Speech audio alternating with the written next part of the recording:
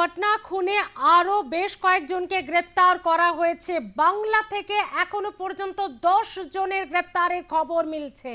পাটনা খুনে আরো বেশ কয়েকজনকে গ্রেপ্তার 5 জনকে।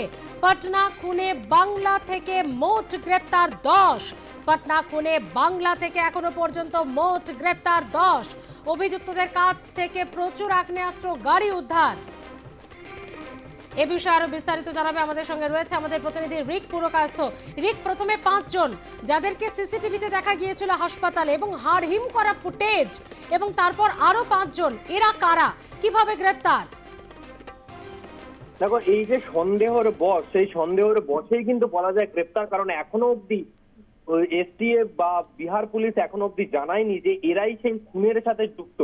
তাহলে কারা এই খুনের সাথে যুক্ত সেটা নিয়েও কিন্তু এই যে চাপানুতর সেটা কিন্তু সৃষ্টি হচ্ছে। কারণ এর আগে আমরা দেখেছি যে সুখো পাখি এই অ্যাপার্টমেন্ট, সেই অ্যাপার্টমেন্টে কিন্তু এর আগেও বিভিন্ন রকম এই রকমের ঘটনা কিন্তু ঘটেছিল। 2021 সালের 9 জুন মনে থাকবে যে এই জায়গা থেকেই কিন্তু দুজনকে গ্রেপ্তার করা হয়েছিল এই অ্যাপার্টমেন্ট থেকেই।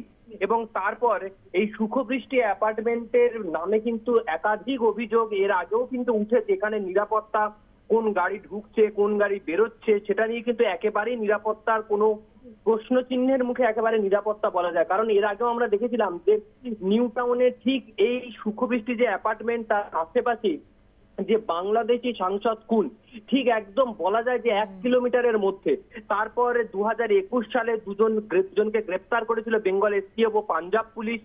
দুষ্কৃতিজনিত হামলার জন্য বিভিন্ন জায়গায় খুন, জখম, রাহাজানি, ডাকাতি, এই ক্ষেত্রে কিন্তু গ্রেপ্তার করা হয়েছিল।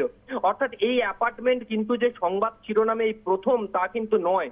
তবে এই জায়গাতেই কেন দুষ্কৃতীরা এসে গা ঢাকা দিচ্ছে, বা এই যে আবাসন, যে আবাসনে তারা ছিল সেই আবাসনটি কার নামে রেজিস্টার করা, সেই বিষয়ে কিন্তু নজর দেওয়া হচ্ছে। আর যে সন্দেহ, সেই সন্দেহ কিন্তু যখন এই খুনটি ঘটে তারপরে কিন্তু এই আবাসনে যারা ছিলেন 5 জন তাদেরকে ফোন করা হয়, যে দুষ্কৃতীরা রয়েছে তারা কিন্তু ফোন করেছিল, ফলে টাওয়ারের লোকেশন থেকে কিন্তু গ্রেপ্তার করা হয়। কিন্তু গতকাল সকালেই যে আরো 5 জনকে গ্রেপ্তার করা হয়েছে আনন্দপুর থানা এলাকা থেকে, একদিকে বেঙ্গল এসটিএফ এবং অপরদিকে বিহার পুলিশ, তারা কিন্তু যৌথ অভিযানে গ্রেপ্তার করেছে এবং বিপুল পরিমাণে যে আগ্নেয়াস্ত্র, সেই আগ্নেয়াস্ত্র কিন্তু উদ্ধার করা হয়েছে।